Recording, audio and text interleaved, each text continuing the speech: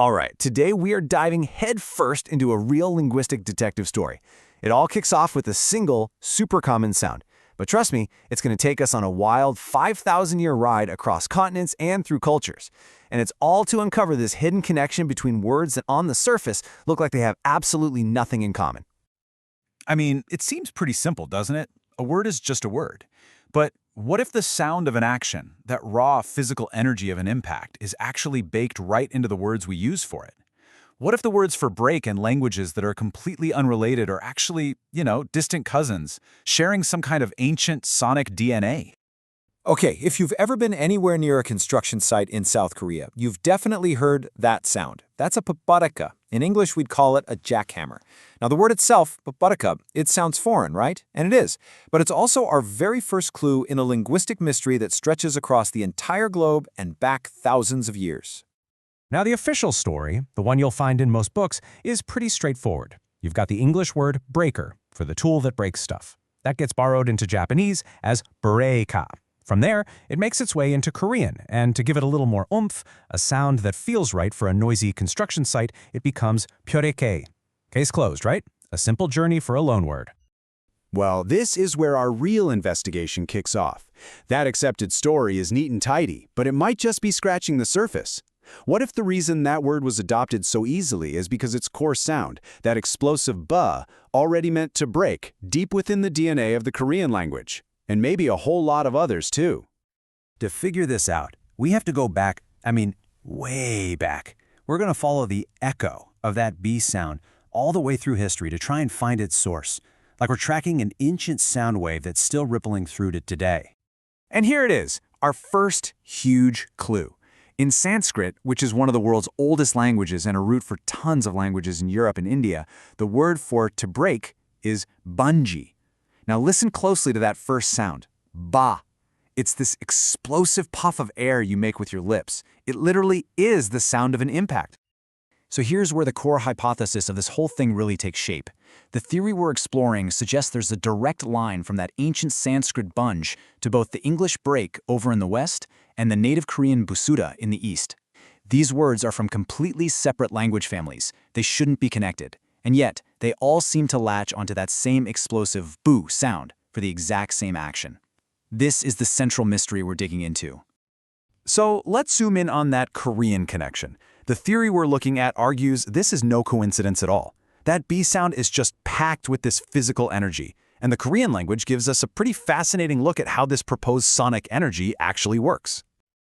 Okay, so this whole idea is based on what the source material calls the action-sound law. And the concept is really simple. The sound your mouth makes actually mimics the physical action. To make a B or P sound, your lips have to press together and then just explode outwards. It's like a mini collision happening right on your face. It's just like the word bang in English. It isn't just a word describing a sound, it is the sound. And you can see this theory play out right inside the Korean language. The word for the cause, the collision itself, is butakchida, and the word for the effect, the destruction that happens after, is busuda. See that? They both kick off with bu. This theory suggests that this single sound root can actually carry the entire story of an impact, all the way from the initial hit to the final shatter. All right, so we follow this proposed B connection from ancient Sanskrit all the way to Korean. But the journey does not stop there. Now we're going to follow the trail of this sound as it supposedly crosses the sea from Korea over to Japan. Now to get this next step, we have to understand a really specific linguistic idea from the source material, which it calls the Dachitsuteto Principle. Basically, the idea is that a closed sound like D, where your tongue is pressed up against your teeth, is kind of hard to shout. To make it louder, more forceful, the sound has to open up, evolving into a hissing tu or a sharp chi. And here's where we see that principle in action. The Korean root word for collision, Buda, has that closed D sound. Well, the theory we're examining suggests that as this word energy traveled into Japanese, that D sound opened up into TSU to create Butsukaru, which, what do you know, is the Japanese word for to collide. It's the same core concept, just with a phonetically adapted, more powerful sound. So far, we've been tracking the sound of the impact itself. But what about what happens after? The final and maybe the most fascinating piece of evidence in our little detective story isn't in the violent smash, but but in the gentle sound of what's left behind. Yeah, just think about it for a second. The sound of dry leaves crunching under your feet, or a cracker breaking, or sand running through your fingers. It's a very specific, rustling kind of sound. What word would you even use for that? Well, in Korean, the onomatopoeia, the sound word for that dry, crumbly sound, is basurak. And in Japanese, it's basa-basa. I mean, listen to that. Basurak, basa-basa.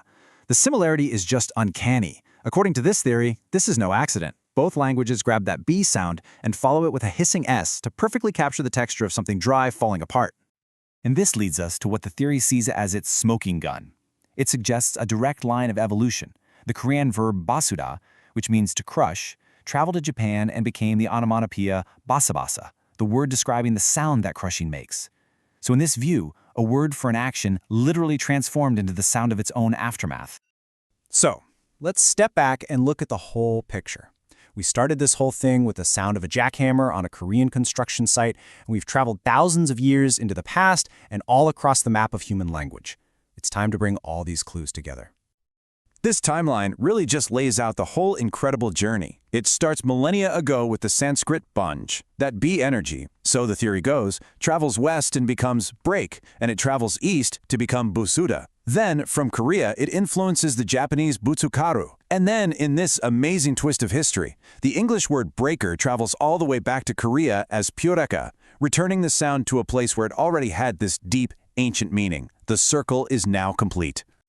So what is the big takeaway here? Well, the theory we've been exploring concludes that these words, Ppeureka, break, Busuda, and Butsukaru, they're not strangers at all. They're actually linguistic siblings.